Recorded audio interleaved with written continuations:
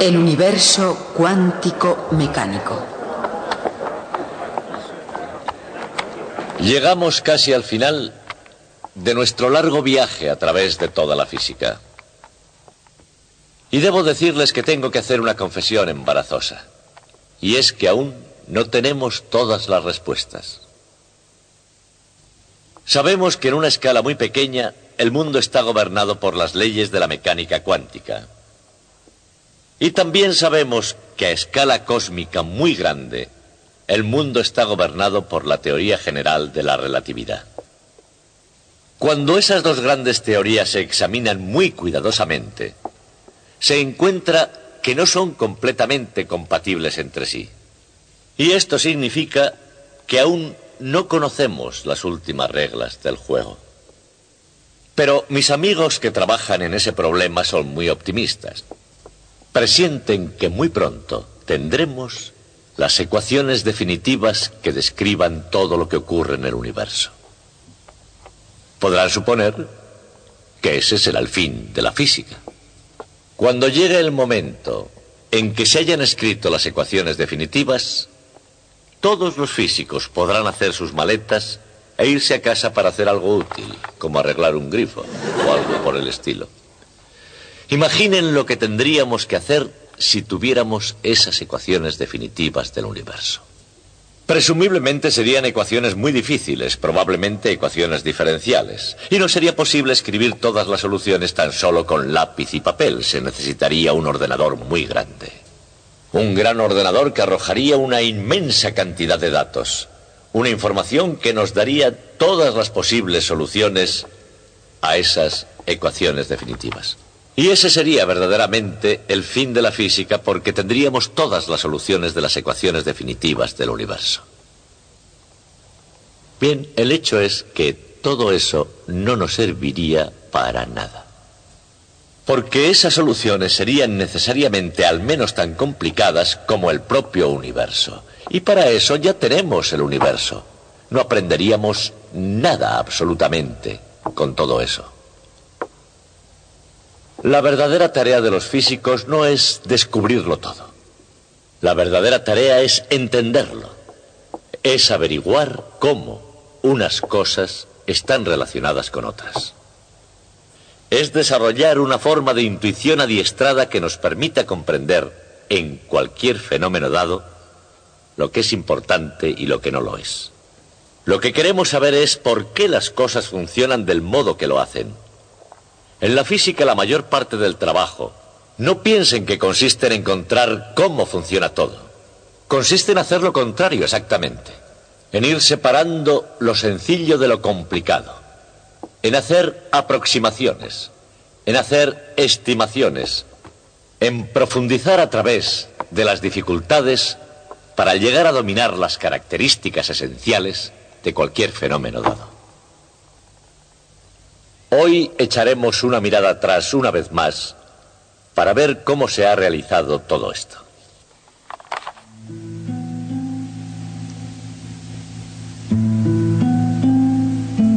Muy de vez en cuando aparece alguien que descubre un cierto comportamiento que nadie había advertido anteriormente.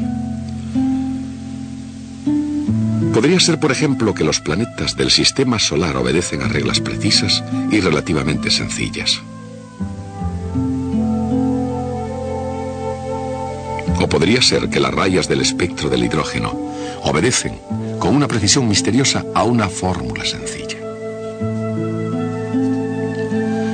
Tal vez sea una similitud entre la trayectoria de una bala de cañón y la órbita de la Luna, lo que atrae la atención de alguien. O podría ser una disposición de partículas subnucleares lo que sugiere su funcionamiento interno. Observaciones como esas jamás son meras ráfagas de inspiración. Son el resultado de interminables trabajos, de intentos y fracasos, de completos errores y verdades a medias. Y que frecuentemente, una vez conseguidas, se vuelven objeto de amargas controversias sobre a quién le corresponde el mérito. Pero hay algo que no se discute una vez que se ha descubierto un nuevo modelo de comportamiento. y se ha relacionado una parte del universo con otra. La conexión jamás será olvidada. Tales acontecimientos nunca son el final de la historia. Con frecuencia son precisamente el comienzo. Y lo que comienza con ellos puede ser nada menos que revolucionario. La historia del universo mecánico comenzó con una revolución científica. Cansado de la inmensa complejidad de la astronomía antigua, Copérnico sacó la Tierra del centro del universo y la puso en su lugar, bajo la influencia del Sol. Cuando se calmó el revuelo provocado por esta teoría, el resultado fue una nueva visión del universo como una máquina. Una máquina maravillosamente complicada, pero que cumplía unas leyes mecánicas precisas. A sabiendas o no, esa idea es el fundamento silencioso de todo el pensamiento occidental desde la época de Newton hasta incluso nuestros días. Pero irónicamente ya no es aceptada por la misma gente que la creó, los físicos. Y así el relato del universo mecánico finaliza con la historia de la Segunda Revolución. Una revolución que tuvo lugar en este siglo, casi dentro de nuestra generación, y que provocó un revuelo que aún no se ha calmado. Al igual que la primera revolución, la segunda nació del intento de solucionar un problema. La primera resolvió el problema del sistema solar y la segunda, el problema del átomo. ¿Es realmente posible que dos problemas tan similares hayan requerido soluciones tan radicalmente distintas, de modo que sería necesaria una segunda revolución para derribar a la primera? Después de todo, la primera revolución, la invención de la mecánica clásica, había resuelto no solo el problema del sistema solar, había logrado mucho más.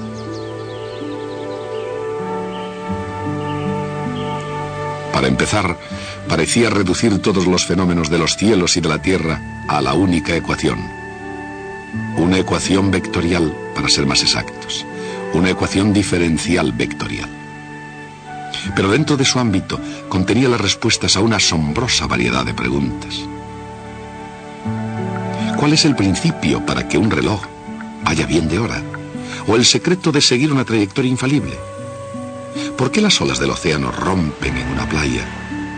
¿Y por qué un puente sólido se puede derrumbar? Con respuestas a preguntas como esas, parecía que la propia mecánica clásica era una estructura que jamás se derrumbaría. En lugar de eso, que inspiraría y guiaría la exploración de nuevos campos.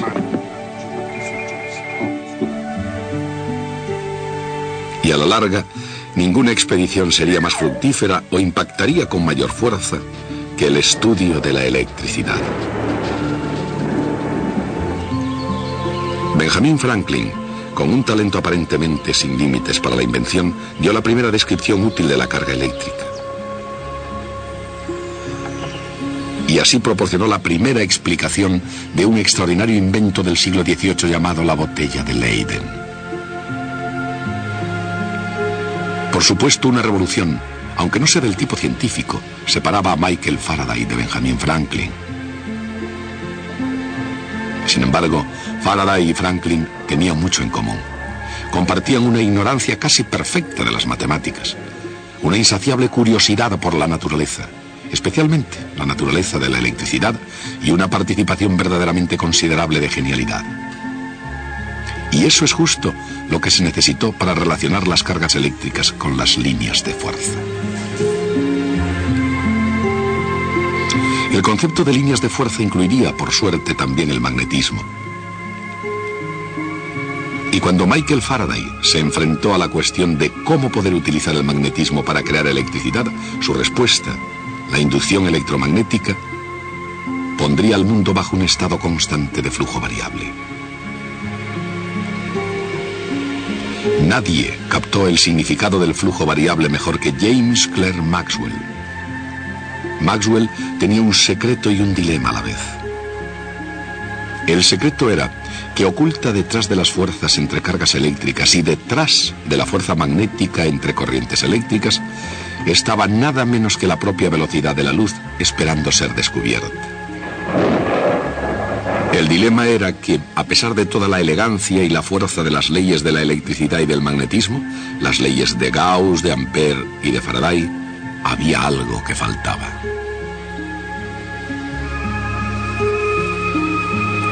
Cuando James Clerk Maxwell suministró la pieza que faltaba, la idea de que un flujo eléctrico variable podría producir un campo magnético, no solo había iluminado todo el espectro electromagnético, había completado la ciencia de la electricidad y el magnetismo. Fue un logro que rivalizó con la invención por parte de Isaac Newton de la propia mecánica clásica.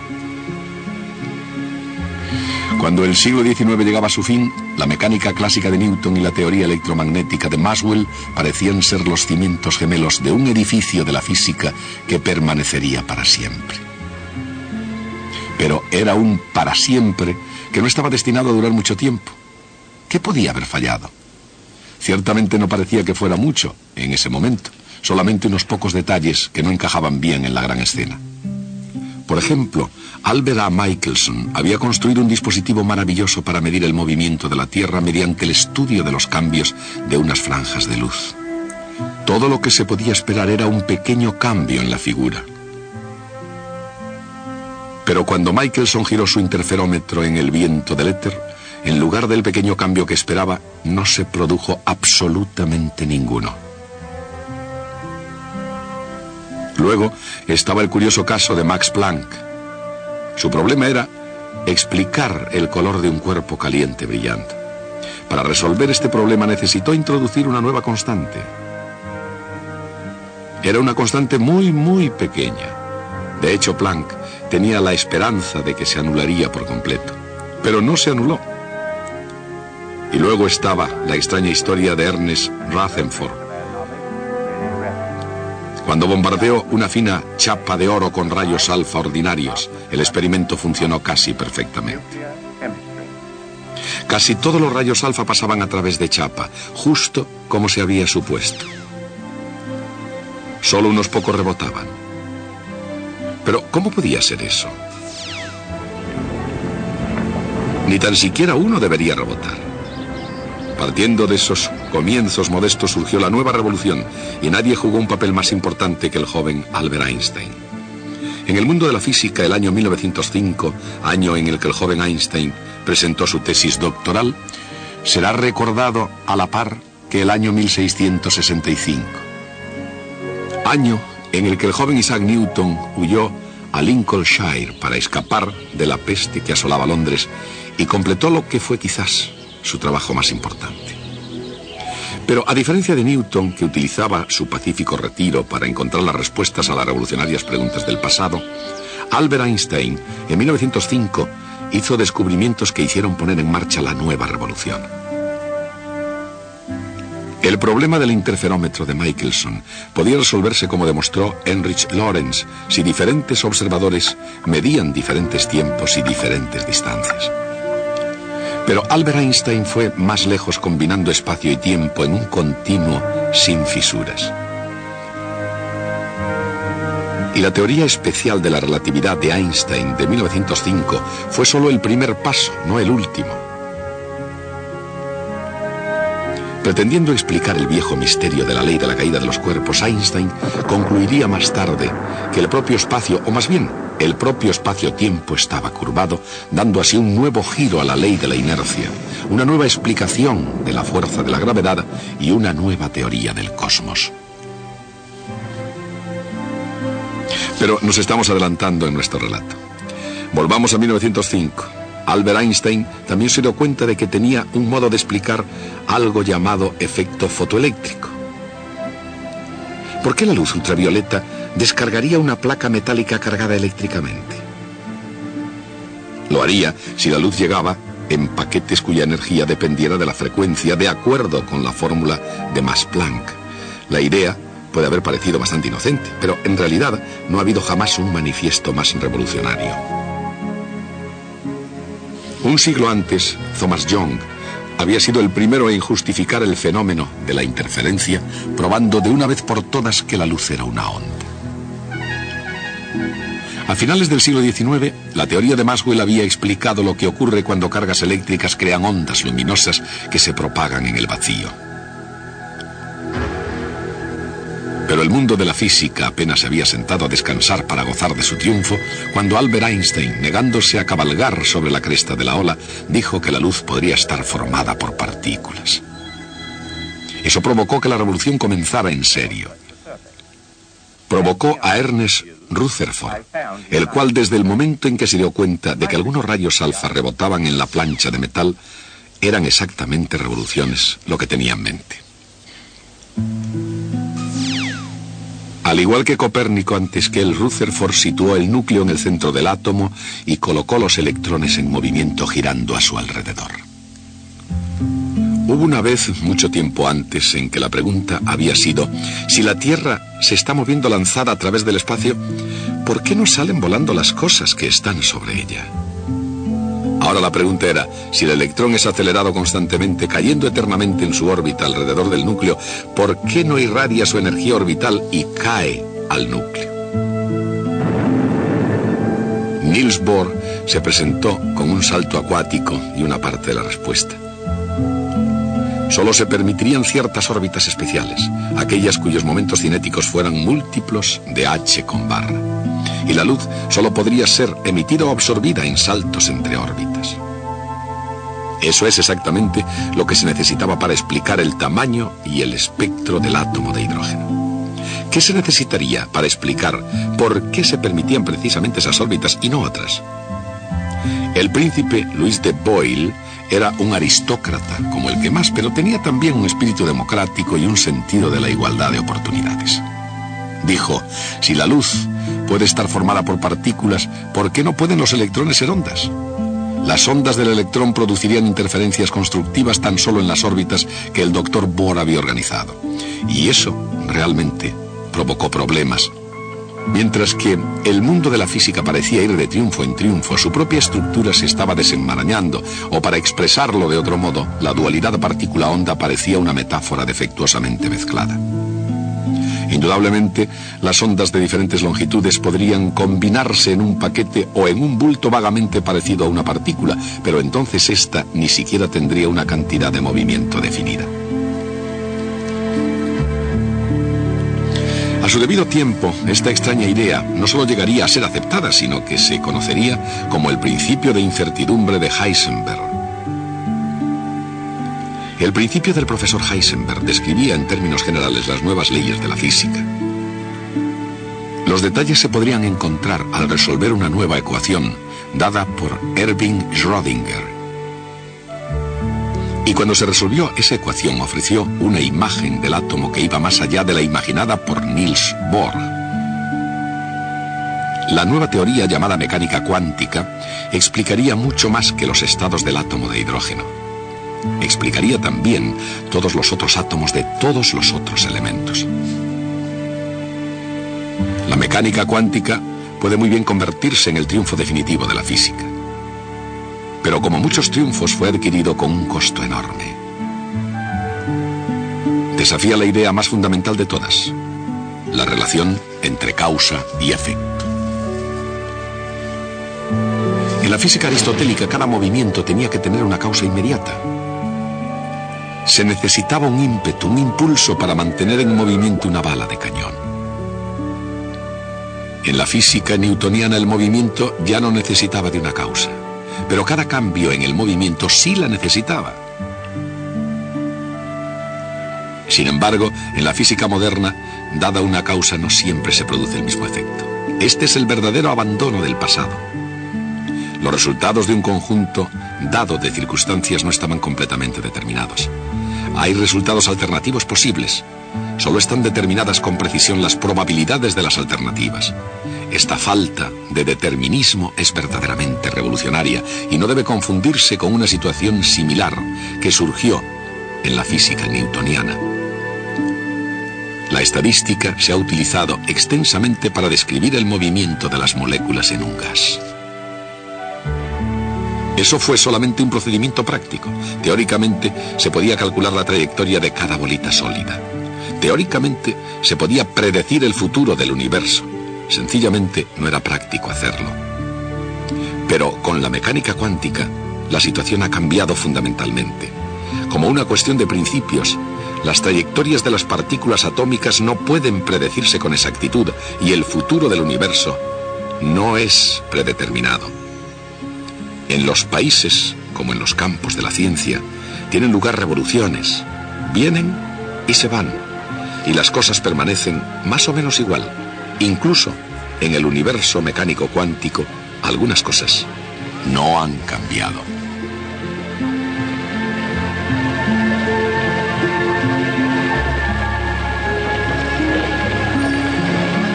La energía se conserva, como siempre lo hizo. Y así la cantidad de movimiento. Y también el momento cinético. De hecho, esas mismas ideas residen en el propio corazón de la física moderna. Por ejemplo, en la teoría de la relatividad se conserva la cantidad de movimiento, aun cuando eso signifique que la masa debe aumentar con la velocidad. Y es precisamente por eso que energía es igual a m por c al cuadrado. Incluso Niels Bohr, a pesar de su audacia, no desafió la idea de que la energía se conserva siempre.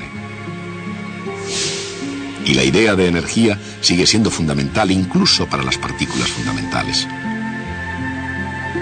Con respecto al momento cinético, la idea no solo guió a Niels Bohr, sino que surgió como un concepto central de la nueva física en que cada electrón, por no mencionar las otras partículas elementales, es un tipo de giróscopo mecánico cuántico. Y sin embargo, es difícil imaginar cambios más profundos que los originados por esas dos grandes revoluciones separadas solamente unos pocos cientos de años. Primero, las esferas de cristal de los antiguos se transformaron en una máquina racional perfectamente ordenada, el universo mecánico. Y luego, en un asombroso cambio de rumbo de los acontecimientos. El tiempo y el espacio, la materia y el movimiento, los émbolos y engranajes propios de la gran máquina, se hicieron irreconocibles.